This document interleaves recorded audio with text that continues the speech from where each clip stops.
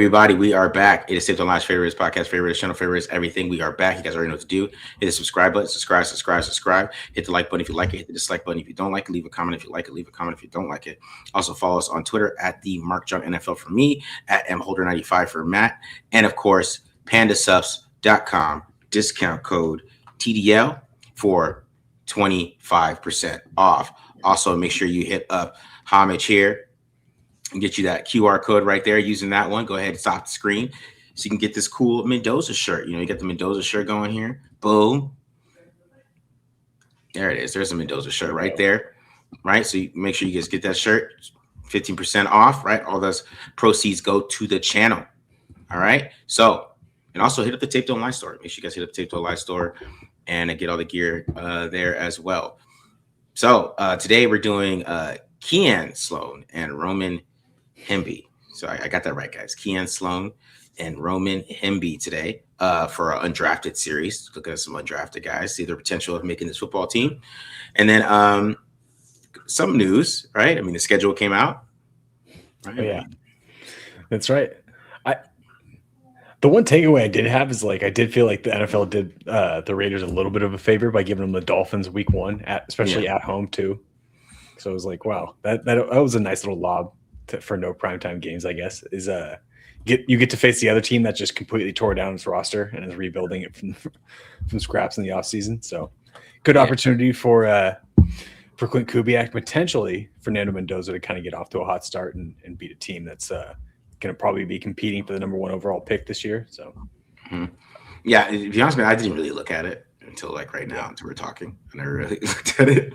By the time they're recording this, and we'll probably go over to Friday Live or whatever. But I just didn't, the schedule just doesn't have that much interest to me, I guess. It's funny. I heard the Part of My Take guys talking about this, and they made one point where that I completely agreed with, where they were like, the NFL just wants to make everything primetime, and there's certain stuff that just does not need to be primetime. The schedule release does not need to be primetime. I feel like it would almost be better if they just let the teams do it throughout the day on social media. How many people would be bored at work at 2 o'clock just staring at the clock and love to just sit there and scroll and watch all the social media videos and of the schedule release. The way they do it is so annoying. I hate it. I can't stand it. It's the second time I've gone on a rant about it. Everything's a spectacle with the NFL at this point. But the Raiders have no primetime games, which I thought was super interesting. I mean, damn. Yeah. It was funny. All the teams that picked the top 5 don't have primetime games. Yeah. It's surprising, but it's not. It is a little bit surprising because I think I saw you talking about this on Twitter where it's it is the Raiders. They've had plenty of bad teams and still gotten at least 2 primetime games or 2 standalone games because they do have a brand that draws people, and this is a wide fan base that, as bad as the team has been over the last 20 years, still tunes in. So I get it. That was the kind of surprising part, but at the same time, it's this is a team that was picking number 1 overall. They kind of talked about it on the call. You kind of got to play your way into primetime a little bit. So yeah, it was surprising, but not at the same time. Yeah, exactly. Yeah, play right into primetime. But I think if Mendoza was the starter, it was for sure. Yeah, I think that's part of it too. Yeah, I think they talked. I think they talked about that too on the call. They're if the Raiders end up being in a contender or something like that, and they kind of alluded to, or Mendoza starting, then yeah, maybe they'll get flexed into one because people want to see the number 1 overall pick play. But yeah. Again, trust me, I barely wanted to watch the Raiders play football last year, and I'm a fan. I can understand why the rest of the league does not want to see that again. Yeah, I agree with you. I agree with you on that, bro. Hopefully they'll be improved and have a better showing. I know, right? For sure. Hopefully, they should. We're hoping here as fans. All right, so Benito Jones is on the team. We had the kiss of death for Broderick Martin. Sorry, Brodick. Brodick, yeah. That's how it's spelled. It's Brodick, I guess. Yeah, Broderick, Kiss of death. We're just talking about him, and then he got cut the next day. Benito Jones, who is kind of a journeyman nose tackle, right? I mean, at least at this point. So who knows if he even really makes the football team still? But it's gonna be interesting to see what happens with him. Yeah, it seemed like they probably just wanted a guy with more experience. I mean, Martin was injured. So, and he's been kind of injured throughout his career, and they put him on that. So it seems like maybe something flamed up and they needed a extra competitor at the nose tackle spot. But yeah, I'm not expecting that from Dino Jones. I was doing some diving into him even during free agency because he was just a guy that I knew played nose tackle. And to put it in perspective, he played a handful of seasons in the league and has recorded a PFF run defense grade of 50 once. And that was his rookie year when he played like 50 snaps. Wow. So, yeah. Okay.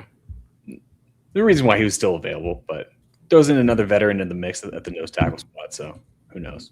So he's basically like Loki. He's the Loki photo of this. Yeah, basically. Yeah, he might make it just because he's like the one big dude who can take on a double team every now and again. So we'll see. Mm-hmm. You still kind of hope. You still hope a guy like JJ Pegues or Brandon Cleveland ends up winning that spot. But yeah, I agree. There's another name in the hat. Yeah. And then Taron Johnson drama is happening. I really don't know too much about that. Yeah. So I guess people are freaking out on social media because he hasn't shown up to like any of the voluntary workouts so far, and there's part of it's like he doesn't have any Raiders stuff on his social media or anything like that. So there is like a little bit of like I think people are bored without much going on except for the exciting schedule release that we just went over. Yeah.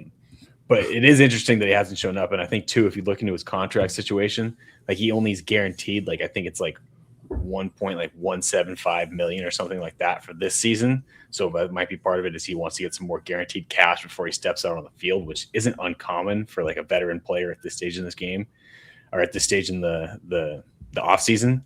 But at the same time, like it is a new team that he's heading to. New offense or a new playbook for everybody, new defense. So you would like to see him in camp, but it's also something that, again, everything's voluntary at this stage. I don't think it's that big of a deal until we start getting into the mandatory stuff coming up that if he misses, then it becomes a bigger issue where there's something might be going wrong. Yeah.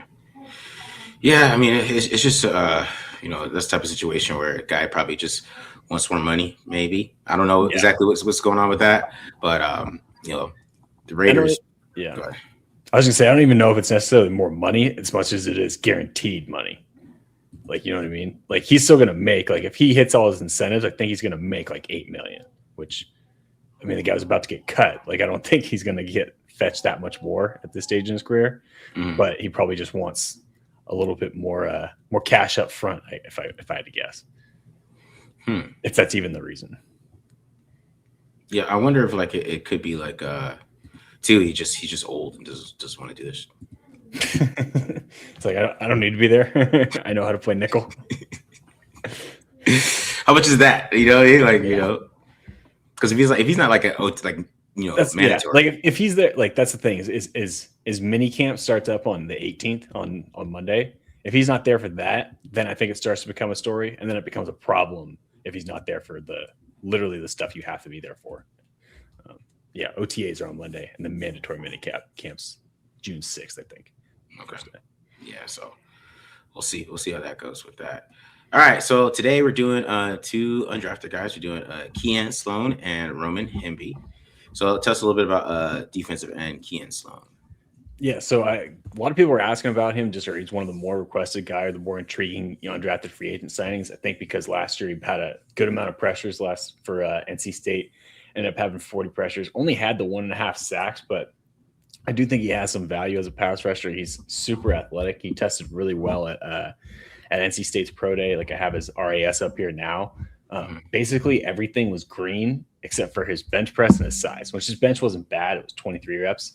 But that is part of the issue is he's pretty undersized, 6'3", 240, 31 and an 1/8 inch arms. So he's got pretty short arms, which definitely shows up in his pass rush skills. But you get the high level athleticism, and the best way I can describe him is he's a dude who just plays with his hair on fire, like that old school type of guy that like if you tell him to run through the brick wall, he's gonna do it. Like he doesn't have like great technique or anything, but he just plays balls to the wall every single snap, and I think that's why. When you're looking at guys at like this stage, like you can kind of get excited about. And I think like as a coach, like you can because that guy is not a guy you have to turn up. Like he's a dude that like, he's just going to do whatever he tells you to do and whatnot. Also, it is interesting too. Like he had quite a bit like of experience, like dropping into coverage. Like we'll hand up Well, I have about like 4 reps of him dropping in coverage. He actually had a game-winning pick that we'll take a look at too. Wow. So which was interesting to me too, because if you look at like a couple of the edges they brought in, or a couple of the rookie edges, Kieran Crawford was kind of the same thing, where he like played that buck linebacker at Auburn, where he would drop into coverage, and Kian Sloan kind of played that same position at NC State, or at least a similar version of it, where he dropped in coverage quite a bit. So it makes you wonder a little bit of if that's some insight into the scheme that Rob Leonard wants to run, where he wants to have that linebacker, at least one of them, that'll rush the passer and drop in coverage every now and again, which kind of goes hand in hand with the shift to a more of a 3-4 odd front type of scheme. Yeah, that's gonna be the interesting part. I mean, if he's a stand-up guy, because I've not watched any Slone or seen that much of him. I mean, I have heard about him too, just from like the draft professor guys. They go really deep into the draft. Yeah, and they talk about guys like this. But I think a lot of people expect him to get drafted though, but he didn't. So yeah, we'll see what happens with that. But he could be a player that ends up making this football team. It always is harder for me for like undrafted like defensive ends to make football teams. It always feels like because they don't play as much special teams and things like that, and they kind of get that spot lost to like some safety or some random safety we don't know about, right? So it'll be interesting to see how he makes this football team. What does help him in that regard is he has the athleticism. Like he has the speed too. Like he ran a 4.66, and he's linebacker. He's off-ball linebacker size at 6'4", at 6'3", 240. I mean, that'd be a big off-ball linebacker, but like that's like I mean, he's undersized for an end, so I think that can give him some help. But I mean, kind of like what you said, especially with this roster specifically, like we were talking about with Kieran Crawford there, where like Kieran Crawford's the 3rd round pick and he might be the 4th edge next year. So when we got to get to an undrafted guy, it's going to be maybe the 5th, clinging on to that last spot, and who knows if they even keep 5. So that's kind of one of the bigger hurdles facing that Slone is facing, is he's got an upward battle to try and make the roster, where there's maybe one spot that's available, and who knows if it even is. So I think you nailed it with the special teams. Like that's where he's going to have to show out, and on top of it, maybe some of those coverage skills can help him give a better chance. All right, so I had Roman Hemby, who Hemby is a pure downhill runner. Like there's really nothing really to explain it. He's pure downhill. Like you got to get him going downhill. I mean, it's inside zone, duo, pull. If he gets outside, it's pin, pull, sweep. When they did run zone, it was Kalon Black was running a lot of the zone concepts. So it's an interesting fit for me, because even when you watch the film, Mike Washington, maybe he's better downhill, but you still see snaps of him doing outside zone, right? I mean, you still see it, you see the potential there, right? I really didn't see any. I mean, I watched 3 games and I just didn't see any. Like, there's one outside zone run I saw, right? And at all the carries they had in those games, so maybe there's more somewhere else, but he's a pure downhill guy, and it has to be like, why I say that, because like sometimes he kind of just like runs, right? You got to have some better patience and some vision, so you can kind of see why he might have fell down the draft. Kalon Black is a little bit more consistent there, because there's a lot of times where it felt like that he kind of just doesn't have the patience. He kind of just rushes himself to the line, right? And if you kind of slow him down and get a little more patience, I think there is some wiggle to him that he does have, and he can maybe make some cuts here and there. I got some clips of him making some cuts, but it really feels like sometimes he just puts his head down and just runs. He runs like he's 240 pounds. He's only like 200 pounds. Gotcha. That's how he runs. He tries to run like he's 250, like he's Jerome Bettis. He just downhill trying to run people over. It's wild, and sometimes like he can make a decision just too quickly. So that's why I could see like sometimes why he might be, as a running back, why he could be undrafted. But I still think like if you have the blocking in front of him and you get him going downhill, I mean, he can get you some yards and things like that. He's a pretty good blocker too. I think it's something that really stands out. He's a good blocker for his size. They really didn't throw the ball to him at all, really that much. So, there's like 2 reps of him catching a pass in 3 games. So gotcha. It tells you enough of that, how that is. They're not really throwing the ball. I mean, there was some times where he did run some routes and it looked pretty good. So, and he did catch the ball well in those 2 plays, but it wasn't just worth showing, in my opinion. But, it's just more about like his vision and his patience, and some of those things like we talk about with like running backs and the nuance they have, like manipulated linebackers and things like that. He doesn't do that. I think that's kind of the big difference. Gotcha. He is, pure, I'm going to run straight downhill. You block for me, I can. You give me a lane, I can make a play for you. And and the long speed really isn't there either. Just because you could see like throughout the road his runs. So yeah, he's Amir White. Yeah, I mean that's a I mean, very very like everything you said. Like even when you ended it to me, you're like, he doesn't have the greatest long speed. I'm like, there we go. That's the cherry on top. Like everything you said. But that's what I'm saying. Like, I don't know, with the running backs in front of him, right? Like, is he better than Dylan Lobby? You know what I'm saying? You know what I mean? Like Dylan Lobby is such a special teams guy. Yeah. It's gonna be a little hard. I think the road for him to make this football team is way more difficult than I thought when I was going into the film. Because I guess the only game I really saw him with was the Purdue game where he had like 150 yards. So I had like a different view of him, and then kind of watched some other games. And it's like, oh, I could see why you weren't. Then he wasn't playing Purdue. Yeah, he wasn't playing Purdue every week. Yeah. Does he have any return game experience? That's like I feel like we talk about Laube. Like I feel like the biggest difference between that third running back spot is Laube can return kicks a little bit. I don't know. I don't think so. Oh, he has kick returns on here. Yeah, last year he returned kicks last year. Oh, that's right. Yeah, I think I remember seeing that. He returned a handful. Like not many, but he could do it. So yeah, just kickoff returns. Gotcha. Yeah, about 20 yards per turn. That's not that great because like you get a free 20 yards. He gets what he gets what they give him. Exactly. You know what I mean? Yeah. Yeah, because I was trying to see something about like maybe his 40 time or something. Lance Zierlein gave the perfect opening. He's a hard charging runner with average vision. That's basically. Sounds about right. That's Hemby right there. That's Hemby. All right, let's get into some Slone here. All right, I'm gonna start off with a few plays against the run. He's definitely more of an effort player against the run. Again, I think the smaller size and the shorter arm is going to be an impact there. You'll see on this one, he does a pretty good job here against this a little outside zone, little lead zone here against this tight end. Like he does a better job, like pretty good job of getting his hands up and getting some extension to set the edge and then get off the block and go make the tackle. But his game is more effort based. And this is what I'm talking about if he will just run through a brick wall. Sure. So pretty good play here. Pretty good job here taking on the puller. And on top of it, this is Keelan Rutledge, who I think was a second round pick. Third. Yeah. And I mean, he does a pretty good job of just taking the fight to him, being the hammer, and then blowing that puller up. And then on top of it, you can see the effort to just kind of get back involved and end up getting the TFL. Yo, man, those arms are short. Yeah, very short. It's kind of the same play on this one. No, you're good. Yeah, and that's the thing is like he like I say he doesn't have technique, and one of it's like he takes on blocks with his shoulder a lot, but he kind of has to because there's no sense in getting his hands up. And I mean, you see on this one, like obviously you're using his shoulder against the puller, which is a smart move.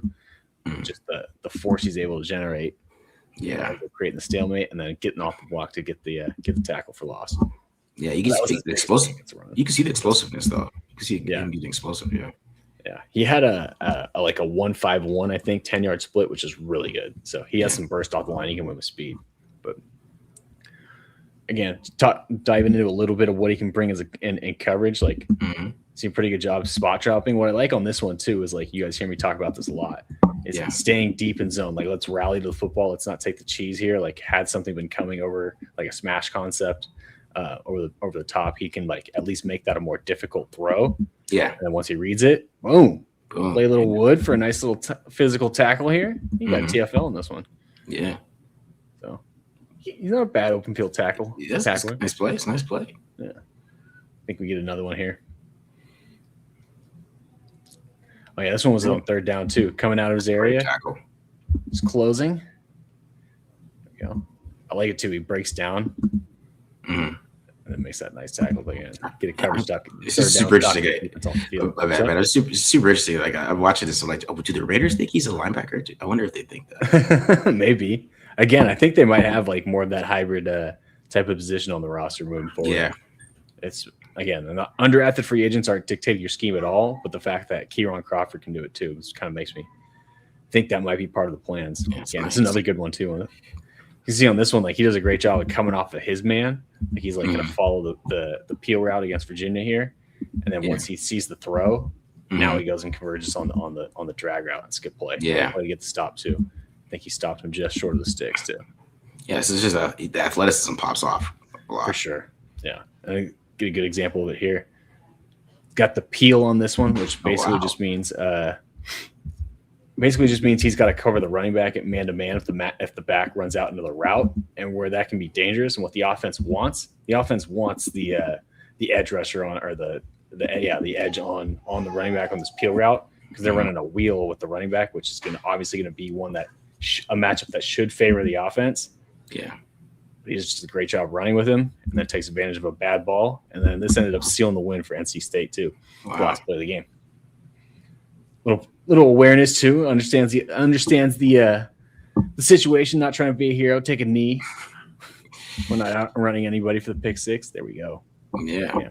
So again, can bring something a little bit to you in coverage, and can definitely drop in coverage with how athletic he is. But what the people came for, the pass rush skills. Yeah.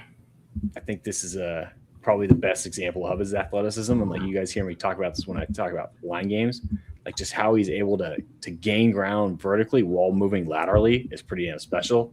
And that's going to make it really hard on the center to really test that center's reaction. You can see they're late to pick it up, and he's just there to capitalize and then chase that quarterback out of the pocket. Don't know what happened on the back end, though. Yeah. Lost somebody in coverage. Let's see which one we got here. I think it's another line game. Yeah. This time as the penetrator, the pick player. The one thing I wanted to say too is like this is again another example too where his size kind of comes into play. Like he does a good job of winning inside and getting inside the offensive tackle here with this rip move. Yeah. But he's just not big and strong enough to finish, and kind of ends up getting locked up anyway. But there you end up seeing the effort where this is I think one of his sacks. No, this wasn't the sack because the quarterback got past the line, got like a yard on it. Mm-hmm. But again, like you can kind of get the idea. He's a little bit more of an effort rusher. Yeah. Like this one, gonna win around the edge with the cross chop. Well, not technically. I think he kind of misses it. But you can see like the speed around the edge. Mm-hmm. Like doesn't quite get the hands down where that tackle is able to kind of ride his body. Yeah. Doesn't get that clean win. But again, you can see the speed and then the bend around the edge. Like it's a pretty tight corner. Mm-hmm. Even though he doesn't get the sack here, even turns that pretty well. Turns that corner pretty well.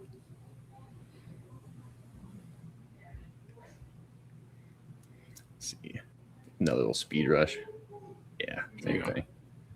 Yeah, a little bit better with the cross shot, but like even so, like he hits this one, but like he doesn't quite finish it to clear it, where that tackle just puts his hand right back there and replaces. So just little things you got to work on. And again, that part of that's the lack of length. Like this tackle looks like he's pretty damn long, so he's got to get so close that even when he does win, he can't quite get like the clean win in his hands. Also, I don't know who the hell this is, but we got to figure out who the 82 is, because this is a hell of a catch. The tight end, I saw that. I was like, I was like, damn. What's that guy's name? Another example too, like he has like good wins, right? Like on this one, he does a great job of just beating this tackle across the face to take advantage of the overset. Excuse me, sorry about that. But like he just doesn't get the clean win with his hands, and that tackle's able to ride him inside. Like he doesn't I guess you could say he gets the win here in the pass rush, but doesn't get like a pressure, or doesn't actually affect the quarterback. Okay. So that was the one thing. It's like he has good initial wins. Sorry about that. He has some good initial wins. He just doesn't finish well. Like you'll see that again on this one. Like he tries to do the same thing where he beats the tackle across the face, but just doesn't quite get that like clean exchange to be able to get the sack or get a quarterback hit. And that's, I think, why he ended up going undrafted. He just doesn't get a lot of clean wins. Yeah, I see that. Yeah, it's like the initial burst is there, but like it's just something's missing. Yeah, go ahead. Yeah. No, you nailed it right there. I mean, pretty good description. and like included this one too, more so than anything, just because this was his half sack from last year. Again, I love the motor, but obviously it's not, I guess, not a coverage sack or just more of an effort sack. Exactly. Yeah. This is the other thing too. Like it's kind of the consistent theme. Like when he turns speed to power, like he'll get this good initial pop. Like he gets that tackle. Like this is not a good position that this left tackle wants to be in, where he's on his heels, but he just can't quite finish to get escape and get the sack. Like I'd like to see him continue to work inside and get there. Like, see another example of it too. Yeah, there you go. See, yeah, but this one I will say he gets chipped here, which doesn't help. Mm-hmm. But I do like the initial pop again. Like he gets that guy on his heels, and then you see the effort just kind of take over. Ends up getting sacked here. Yeah, it's a nice play right there. Yeah, this was one of those better rushes actually. Just engages and then gets back outside, and then just finishes. So.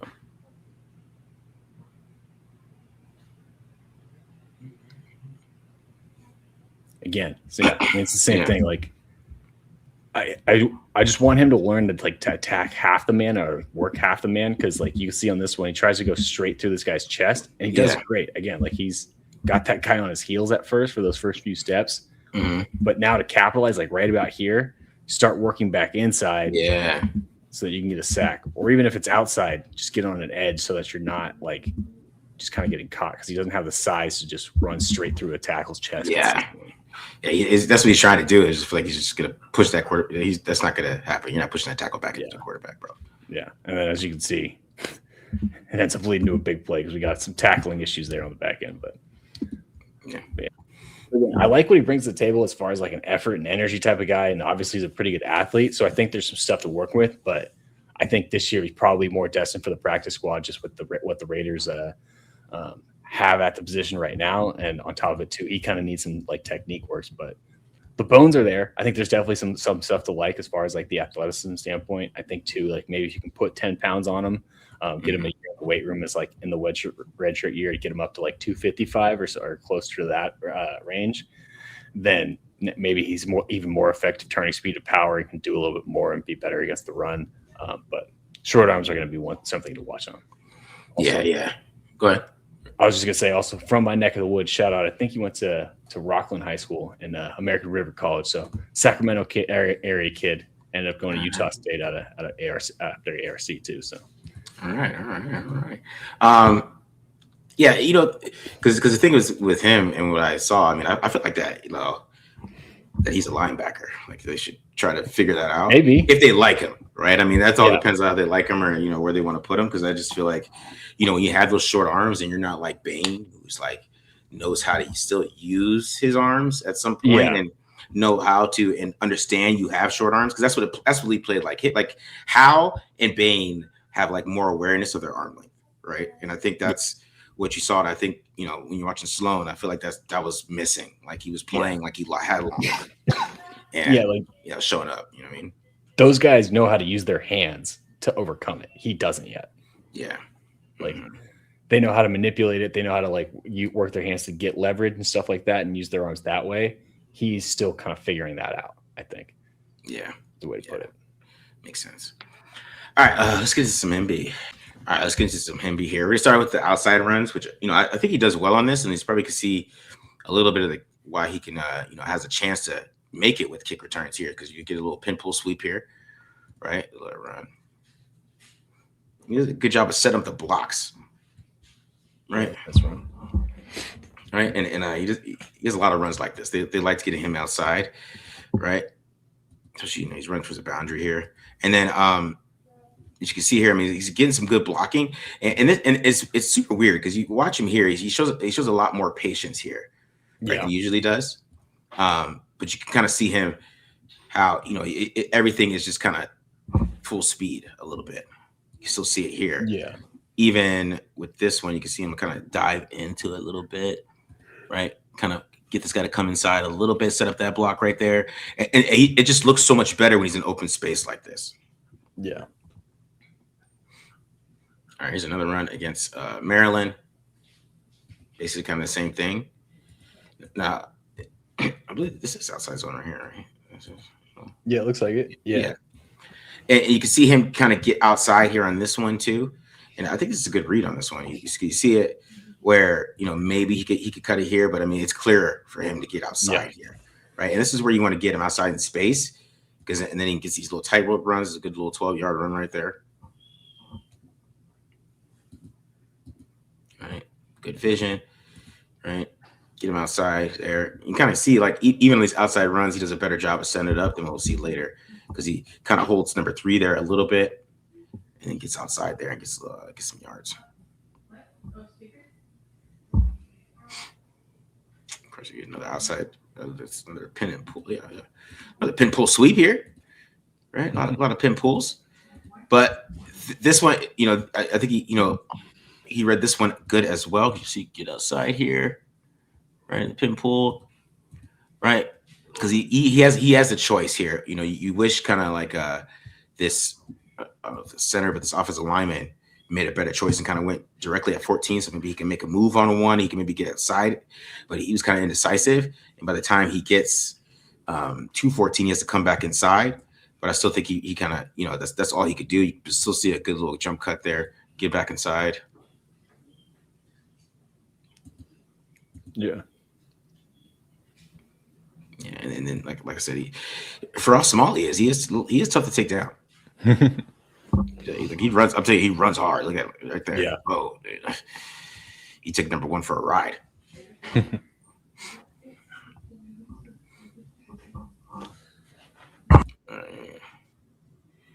Next one here. All right. There's another one here. Him getting outside. Now, this is one of my favorite runs of his because you could see him. Like I said, when he's in space, it's different. He does look a whole lot different in space here. Nice little jump cut here to get back inside, right? He gets a good block from Umar Cooper, and then he has this one-on-one with his safety. He does a nice little juke there, right? Get upfield. Yeah. Not bad. Yeah, that's a nice run. Yeah, nice read, nice cuts. Mm-hmm. All right, get back inside there. Right there. So like I said, you could see the kick returner in him. You get him in some space. Yeah. Maybe he could do something with it. Yeah. Yeah, he's got more wiggle than Samir. Yeah. That was a mean count. It's a great block by Omar Cooper, though. Look at this block. Yeah. Ooh, yeah. Block. Nice. The linebacker's worst nightmare. Mm-hmm. The crack block. All right, here we go. All right, so here we got a little draw play here. And as you can see, like when it's straight downhill, right? Mm-hmm. I mean, he does a good job of just using his burst and just getting straight up field, right? You can see it right here. Yeah. And he runs hard. So like you can see how hard he runs. Of course, it's a great block by Orski, and you see he can get skinny here. You can't arm tackle him. You're not going to arm tackling him. Yeah. Which is super interesting for how small he is. But you don't see it on film. You're going to have to get a full on tackle on him. Because even like this arm tackle, this safety comes down and wraps his arms around him like right here. You tries to get around him. Even then, like he's not going straight down. Yeah. Right? He has to get some help from the backside. He gets popped here from the back. But you're not arm tackling Hemby at all. But that's what I'm saying. Like if you have him just going straight downhill where you're running here, he does a good job there. Just boom, making that. Getting upfield there. All right, this is his longest run of the year, is by 80 yards here. Now this one, little inside zone here, and this one is just great blocking. Like 5, just kind of gets lost here. This linebacker plays no man's land. I don't know what he's doing. I guess he's just like, I'm gonna play both gaps here. He's like, wherever side he goes, I got him, and he went too far this way. Yeah, and then Hemby just hits it right here. He gets in that open field, and then like I said, you can't arm tackle him. Nice little stiff arm there. He's gone. Yeah, that was going to be a rough one for 5 on Monday morning. Play both gaps and end up playing none. Because it's funny. Like Hemby doesn't do. Sometimes he doesn't do like a lot of eye manipulation. Hemby's looking straight here, and he goes this way. I think that's hilarious. Like Hemby's not even like doing anything. He's like, I'm going straight here. Yeah. But I'm saying the hole's there, man. He's hitting it. He can make a play for it. He can. Yeah, hell of a run. Yeah. All right, it's another touchdown run here against Maryland. Now this one, it's you get a little, kind of a little bit of a pimple sweep, a little bit, kind of the same thing. But it just said when you get him in space here, man, he could do some. He looks pretty good when you get him in space here. You see this run. I mean, he's got all this space. 67 got some good block there, and he's very patient. He make sure he gets the right angle so you can get around it, which allows 64 to get up to 33. And he does a good job seeing that and then cutting back inside. And so I'm talking about you better tackle him better than that. Because he's a strong dude, man. He runs hard. Like this is this guy probably think he's got to get a kill shot. He just bounced him into the end zone. Yeah, I feel like he plays a lot bigger than he is. Yeah. Strong dude, man. Strong as hell.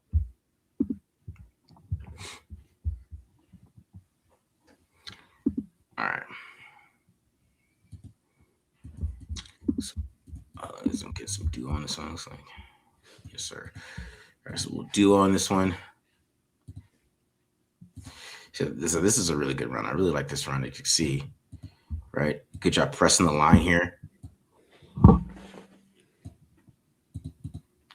Right, getting 41 to commit, set up all these blocks, and then having the vision to kind of get outside there. Boom, get outside right here. It's also about that's quick jump cuts in space. Like watch what he does the one here. Got to slip it, right? Yep.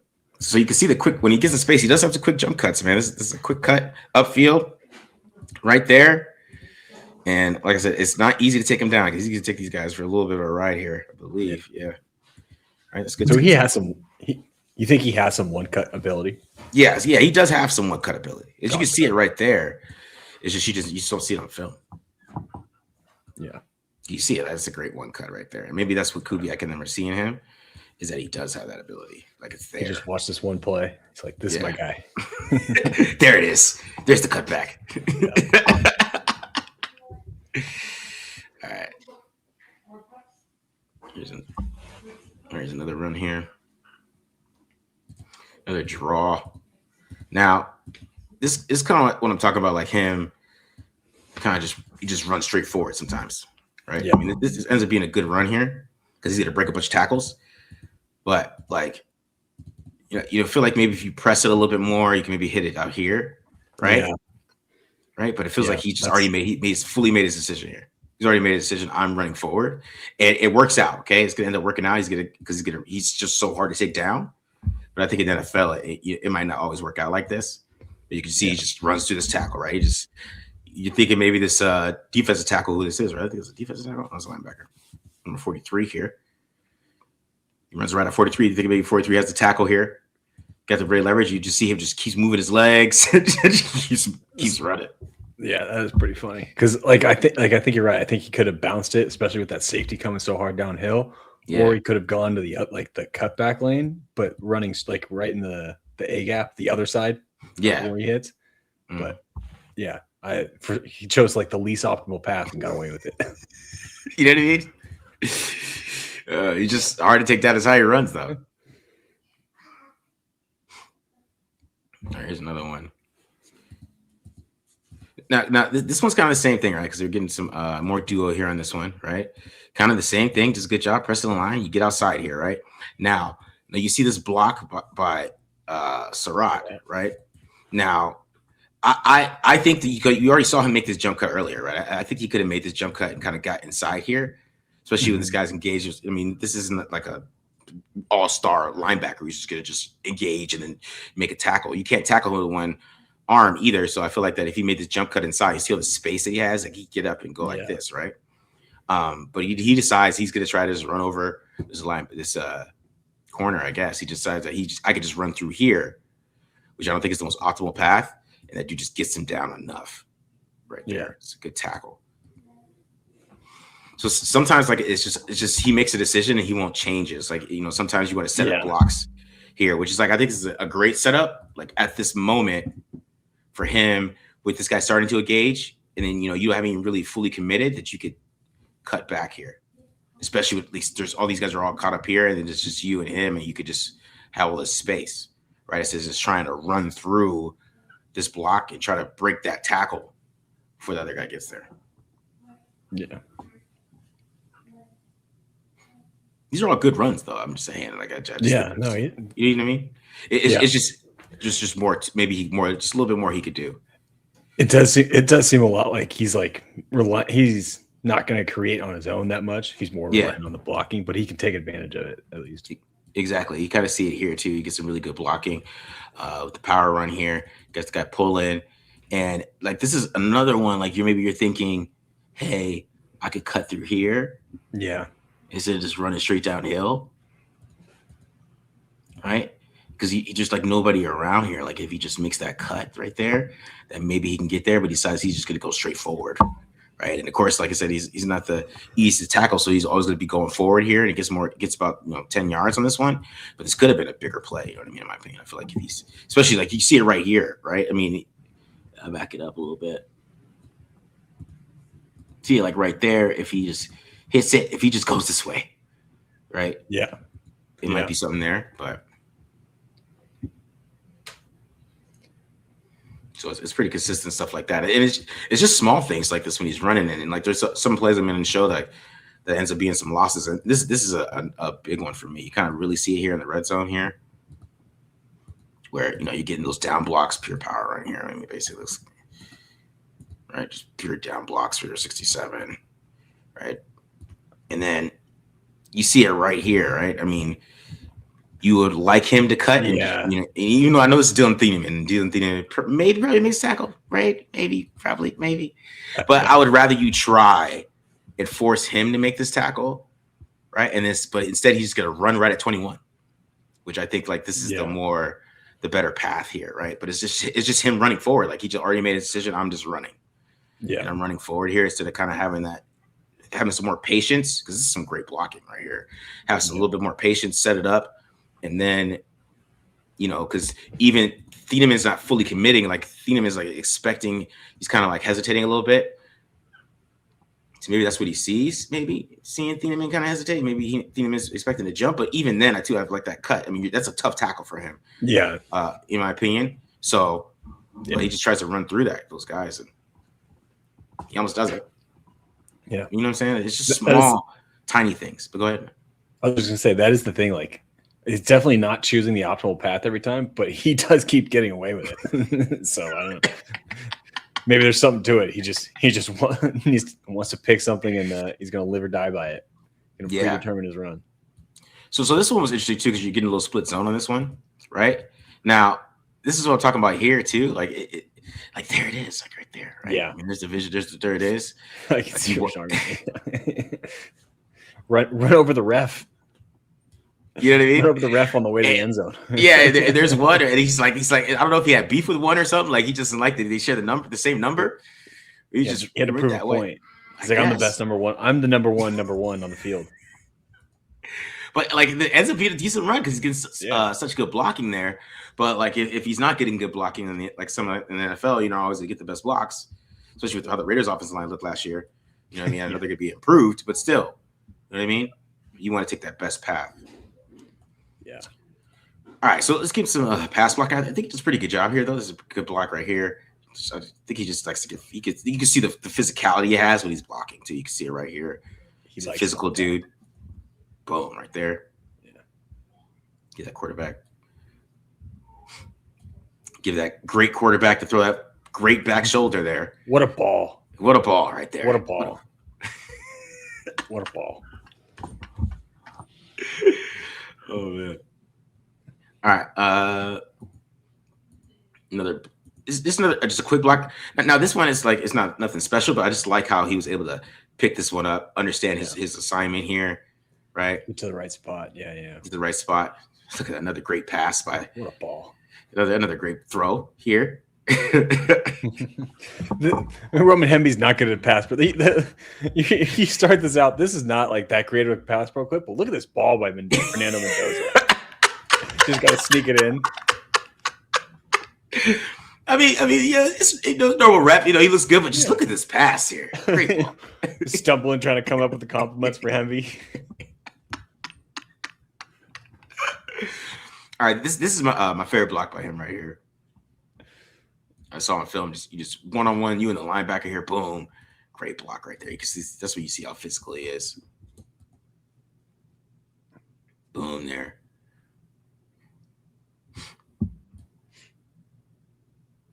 You see the talent there, man. Like he just said, like he can't block. So the path for him on this team is like being that third down back, because I think he can catch the football and being a kick returner here. But you see the blocks here, man. He's pretty consistent.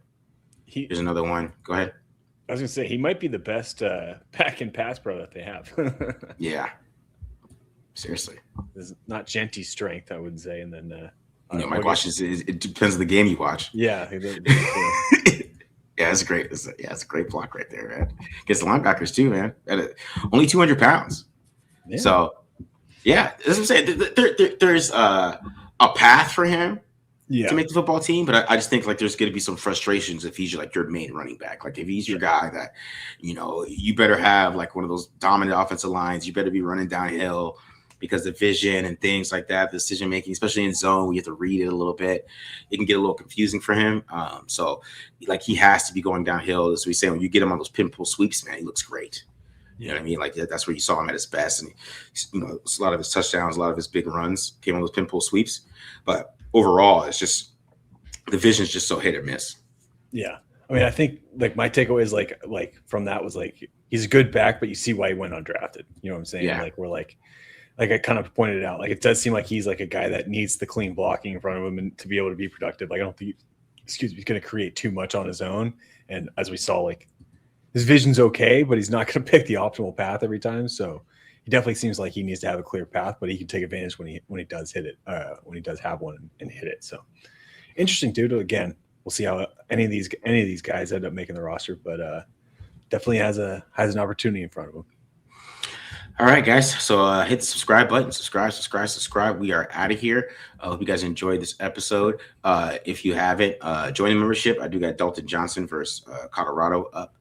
It was a quick one for me, but because that was a terrible game. It was only one half because it was like it was 52-7, but like the third quarter, watching him play the run for the rest of the game, it wasn't that fun. So, but yeah, go ahead, check that out. Check out that breakdown I got up there too with the membership, and then check out all the other quick draft breakdowns, the newest draft picks that we got. And guys, we'll keep this going a little undrafted, and then we'll have to figure out what the hell we're gonna do after that. So with the dog days of summer, man, welcome. We're here, guys. We're here. We're at the off season. We're the off season guys. We're finally made it. There's the off season, and then there's the off season. We're in the off season now. We're in that stage of the day. Yeah. It's time to watch some baseball or something, guys. Go to a baseball game, guys. You know what I mean? Yeah. All right, we're out of here. Peace.